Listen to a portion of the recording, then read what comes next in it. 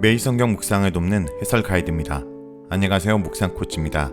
함께 읽고 나눌 말씀은 누가복음 5장 27절에서 39절까지 말씀입니다. 오늘 본문은 예수님의 사역의 근원적인 목적이 분명하게 드러납니다. 예수님은 죄인을 회개시키고 구원하기 위해서 복음을 전하셨습니다. 예수님의 복음은 율법의 잣대로 판단할 수 없습니다. 예수님이 전하신 하나님 나라 복음은 하나님의 새 백성이 사는 새 원리입니다. 그러므로 구약의 율법이나 유대 전통에 매여 있을 것이 아니라 예수님의 복음의 원리에 따라 살아가야 합니다. 먼저 27절에서 32절 읽겠습니다. 그 후에 예수께서 나가사 레이라 하는 세리가 세간에 앉아 있는 것을 보시고 나를 따르라 하시니 그가 모든 것을 버리고 일어나 따르니라. 레이가 예수를 위하여 자기 집에서 큰 잔치를 하니 세리와 다른 사람들이 많이 함께 앉아 있는지라. 바리새인과 그들의 서기관들이 그 제자들을 비방하여 이르되 너희가 어찌하여 세리와 죄인과 함께 먹고 마시느냐. 예수께서 대답하여 이르시되 건강한 자에게는 의사가 쓸데없고 병든 자에게라 쓸데있나니 내가 의인을 부르러 온 것이 아니요 죄인을 불러 회개시키러 왔노라. 27절에서 28절은 예수님이 레이를 부르시는 장면입니다. 세간은 통행세를 받기 위한 장소로 보이며 레이라는 세리는 통행세를 걷고 있었던 것으로 보입니다. 경제적으로 제법 괜찮은 직업이었겠지만 세리로서 레이에게는 두 가지 마음의 짐이 있었을 것입니다. 첫째는 로마 정부를 위해 일하는 직업이었기 때문에 필연적으로 유대민족의 의사에 반하는 일을 해야만 했을 것입니다. 둘째는 당시 세리 직업은 세금을 가다하게 징수하여 남은 이익을 은닉하였습니다. 따라서 백성을 속이고 착취하는데 한몫을 했습니다. 이러한 레이를 예수님이 보시고 나를 따르라고 하신 것입니다. 나를 따르라 라는 것은 예수님이 제자를 부를 때 사용하시는 전형적인 표현입니다. 예수님이 이렇게 제자도로 사람들을 초청하시는 모습은 사복음서가 공동으로 언급하고 있습니다. 레이는 예수님의 부르심에 모든 것을 버리고 따릅니다. 그동안 세리로서 가졌던 모든 것을 버리고 예수님을 쫓습니다. 부정하게 번 재물뿐 아니라 민족을 배반하고 사람을 속였던 자신의 탐욕도 버렸을 것입니다. 그래서 예수님을 따를 때는 무한한 자유를 느꼈을 것입니다. 우리가 예수님을 따를 때 모든 것을 버리는 것은 다른 것으로 체험을 얻기 위해서입니다. 복음의 말씀으로 체험을 입습니다. 그리스도의 자유가 우리를 가득 채웁니다. 따른다 라는 것은 예수님의 가르침을 따라간다는 것이요. 예수님의 삶을 본받는다는 의미입니다.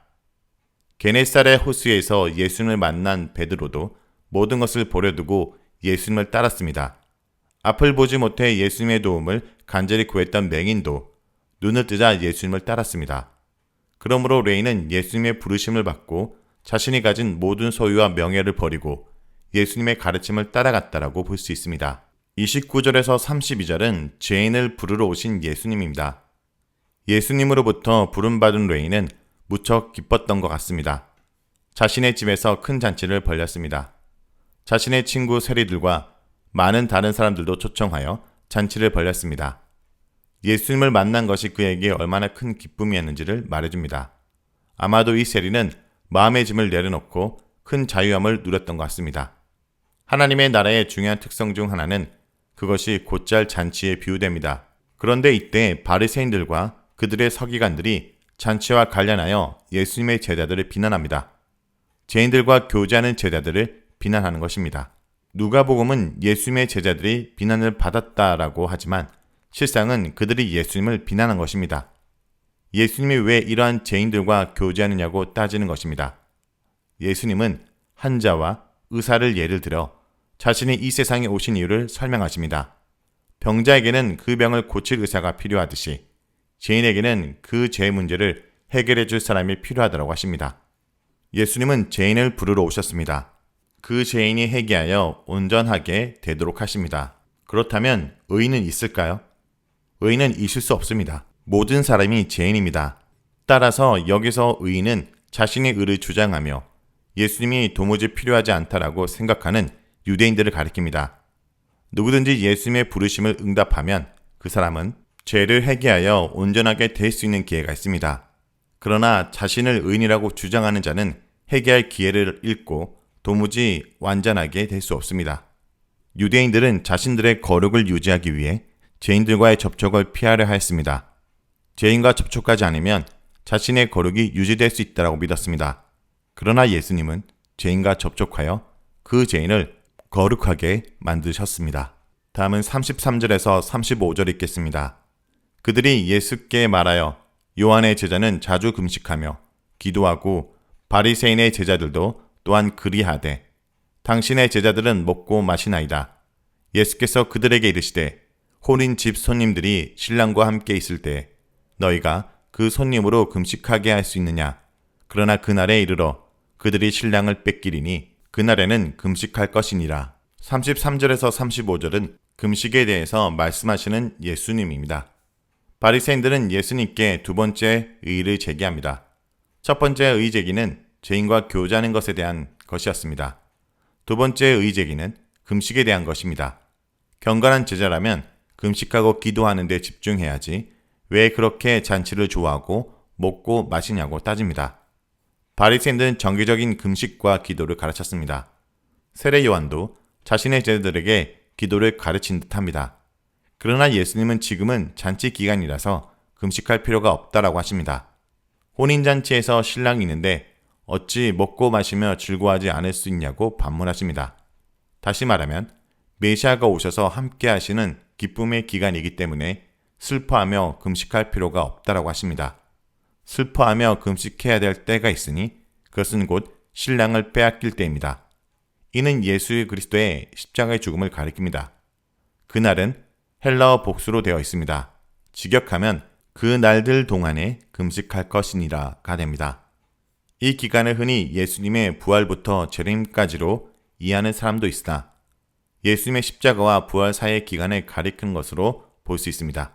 예수님의 부활 후부터는 기쁨의 기간이기 때문입니다. 예수님이 말씀하시는 이 시기는 성육신하신 주님이 함께 하시고 부활 후부터는 부활하신 주님이 함께 하시기 때문에 제자들은 슬퍼할 필요가 없습니다. 예수님의 말씀의 요지는 그의 함께 하심을 믿고 기쁨으로 그것을 누리라는 것입니다. 36절에서 39절 읽겠습니다. 또 비유하여 이르시되 새 옷에서 한 조각을 찢어 낡은 옷에 붙이는 자가 없나니 만일 그렇게 하면 새 옷을 찢을 뿐이요 또 새 옷에서 찢은 조각이 낡은 것에 어울리지 아니하리라. 새 포도주를 낡은 가죽 부대에 넣는 자가 없나니 만일 그렇게 하면 새 포도주가 부대를 터뜨려 포도주가 쏟아지고 부대도 못쓰게 되리라. 새 포도주는 새 부대에 넣어야 할 것이니라. 묽은 포도주를 마시고 새 것을 원하는 자가 없나니 이는 묽은 것이 좋다 함이니라. 자, 여기까지가 누가복음 5장 27절에서 39절까지 말씀입니다. 오늘 말씀을 통해 우리는 무엇을 묵상하고 적용해야 될까요? 예수님은 의인이 아니라 죄인을 불러 회개시키러 오셨습니다. 예수님은 죄의 병을 치료해 주시기 위해 오신 영적인 의사입니다. 죄를 드러내고 회개에 이르게 하셔서 죄사함을 얻게 하시는 예수님의 영적인 치료에 나를 맡기십시오. 신랑으로 오셔서 죄인들과 제자들에게 잔치를 베풀어 구원의 복을 누리게 하십니다. 식탁교제는 하나님의 메시아를 통해 베푸시는 제사함과 구원의 잔치를 말합니다. 내 삶의 신랑으로 오신 예수님을 인한 기쁨을 오늘도 누리고 계신가요? 죄로 인해 수치스러운 내 인생이 예수 그리스도 통해서 잔치가 된 그 은혜를 잊지 않기 원합니다.